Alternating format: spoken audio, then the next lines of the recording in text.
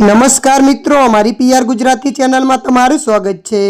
મિત્રો, અત્યારે હાલની સૌથી મોટી અને દુઃખદ ખબર સામે આવી રહી છે। જ્યાં મિત્રો આપને જણાવી દઈએ કે કોંગો નદીમાં મુસાફરોથી ભરેલી બોટમાં આગની ઘટના બની છે। આ ઘટનાએ સમગ્ર વિશ્વને હચમચાવી દીધું છે। આ દુર્ઘટનામાં અત્યાર સુધીમાં 148 લોકોના મોત થયા હોવાની પુષ્ટિ કરવામાં આવી છે, જ્યારે કેટલા મુસાફરો હજુ પણ ગુમ છે। ત્યારે મિત્રો તમને જણાવી દઈએ કે કોંગો નદી આફ્રિકન ખંડની બીજી સૌથી લાંબી નદી છે।